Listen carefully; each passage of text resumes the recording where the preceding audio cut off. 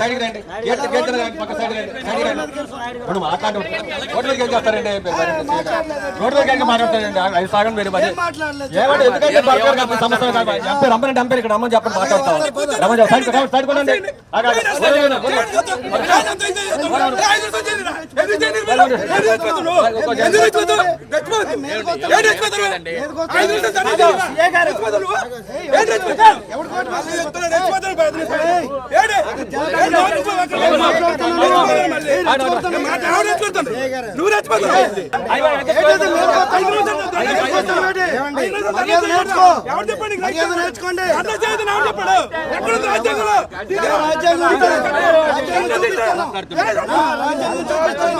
రాష్ట్రంలో ప్రజల భూములను కాపాడి ప్రజల ఉపయోగం కోసం వినియోగిస్తామని చెప్పని ఎన్నికల ముందు చంద్రబాబు నాయుడు గారు హామీ ఇచ్చారు, పవన్ కళ్యాణ్ గారు హామీ ఇచ్చారు.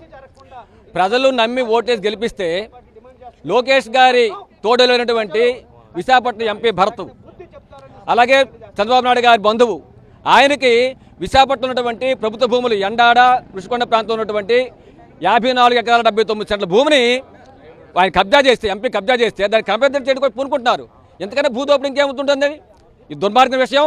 కాబట్టి ప్రజల భూములు కబ్జా చేసినటువంటి ఎంపీ శ్రీభరత్ని తక్షణమే అరెస్ట్ చేసి గీతం యూనివర్సిటీ పరిధిలో ఉన్నటువంటి ఏదైతే ఆక్రమణ భూములు ఉన్నాయో వీటన్నిటి మీద సమగ్ర విచారణ జరిపించి ప్రజల భూముల్ని ప్రభుత్వం స్వాధీనం చేసుకోవాలని చెప్పని సిపిఎం పార్టీగా డిమాండ్ చేస్తున్నాం. ఆ విధంగా చేయడం ద్వారా ప్రజలకు ఎన్నికల ముందు ఏదైతే హామీ ఇచ్చారో హామీ నిలబెట్టుకోవాలని చెప్పి మేము డిమాండ్ చేస్తూ ఉన్నాం. అలాగే ఎన్నికల ముందు మీరు చెప్పింది పేదలు ఉన్నారు, ఆ పేదలు కొండవాళ్ళ ఇతర ప్రాంతం ఉన్నారు, వాళ్ళు పట్టాలు ఇస్తామని చెప్పని వాళ్ళు పట్టాలు ఇవ్వండి. మీరు ఇచ్చిన మాట ప్రకారం నిలబెట్టుకోండి. లేని పక్షులు ప్రజానికి మీకు సరైన గుణపాఠం చెప్పదప్పదని మీ ద్వారా హెచ్చరిస్తున్నాం. సార్, ఎన్నికలకు ముందు విశాఖ నగరంలో ఉన్న వేలాది కోట్ల రూపాయల భూములు కాపాడతామని చెప్పి కూటమి నేతలు చెప్పారు. కానీ అధికారంలోకి వచ్చిన పరిస్థితి భిన్నంగా కనిపిస్తుంది. శ్రీభరత గారు చెప్పేవన్నీ శ్రీరంగ నీతులు, చేసే భూముల ఆక్రమణ అనేది దుర్మార్గమైనది. ఎందుకంటే ఈయనొక గీతము చాలా పెద్ద విద్యాసంస్థ. ఈ విద్యాసంస్థని పరువు ప్రతిష్టలు కాపాడాల్సిన శ్రీభరత గారు అందులో ఎంపీగా ఎన్నికయ్యారు.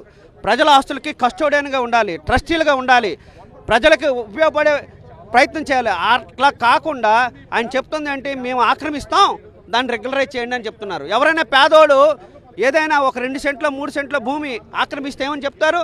వీళ్ళు ల్యాండ్ గ్రాబింగ్ చేశారు, ప్రభుత్వ భూములు ఆక్రమించుకున్నారని కేసులు పెడతారు. మరి శ్రీభరత్ గారికి ఎందుకు పెట్టరని మేము అడుగుతున్నాం.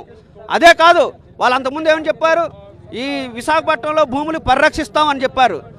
మరి లోకేష్ బాబు గారు ఒక మాట ఆడతాడు, ఏమని? ప్రభుత్వ భూములు ఏవైతే ఉన్నాయో మేము 99 పైసలు కాదు ఉచితంగానే ఇస్తాం కంపెనీలు. కానీ మరి చిన్నబాబు గారు ఒక విషయం చెప్తాడు, నేను భూములు ఆక్రమిస్తాను, ఆ భూముల్ని రెగ్యులరైజ్ చేయండి అని చెప్తున్నారు. అంటే వీళ్ళిద్దరూ కూడబలుక్కొని విశాఖపట్నంలో ఉత్తరాంధ్ర భూముల్ని కబ్జా చేసే వ్యవహారం చేస్తున్నారు. ఇది సరైనది కాదు అని మేము చెప్తున్నాం. ఎందుకంటే ఇది విద్యాసంస్థ. ఎవరైనా పేదలకి ఉచితంగా విద్య కానీ వైద్యం కానీ ఇస్తా ఉన్నారా? అట్లాంటివి ఇస్తున్న సందర్భం లేదు. కాబట్టి ఇది సరైనది కాదు. ఇప్పటికైనా గీతం యూనివర్సిటీకి సంబంధించిన భూముల్ని సమగ్రమైన విచారణ జరపాలి. అట్లాగే ప్రభుత్వ భూములు ఏవైతున్నా వెంటనే ప్రభుత్వం స్వాధీనం చేసుకోవాలని సిపిఎం పార్టీ డిమాండ్ చేస్తూ ఉంది. భరత్కు 5 లక్షల మెజార్టీని విశాఖ ప్రజలు కట్టబెడితే 5,000 ఎకరాల భూమిని దోచేస్తారు. అదే 6-7 లక్షల మెజార్టీ కనబడితే 6 లక్షల కోట్ల రూపాయలు 6 లక్షల వేల భూములు దోచారంటారు. భరత్ గారి వ్యాఖ్యలు చాలా ఆశ్చర్యకరంగా ఉన్నాయండి. మా కంట్రోల్లోనే 54 ఎకరాల భూములు ఉన్నాయి, మా కంట్రోల్లో 2005 నుంచే ఉన్నాయి. కాబట్టి దాన్ని స్వాధీనించేయమని, దాన్ని మాకు రెగ్యులరైజ్ చేయమని అడుగుతున్నాము అన్నారు. అంటే ప్రభుత్వ భూమిని మేము ఆక్రమించామని నిస్సిగ్గుగా ఆయన పార్లమెంట్ మెంబర్గా ఉండి చెప్తున్నారు. ఎందుకంటే అన్యాయం మరి అక్కడెక్కడ ఉండదు. మనం చూస్తున్నాం గీతం యూనివర్సిటీకి దేశంలోనే మంచి పేరుంది. ఇటువంటి భూ కబ్జాలకు పాల్పడడం వల్ల విద్యా సంస్థల తాలూకా పేరు చెడిపోద్ది తప్ప మరొకటి కాదు.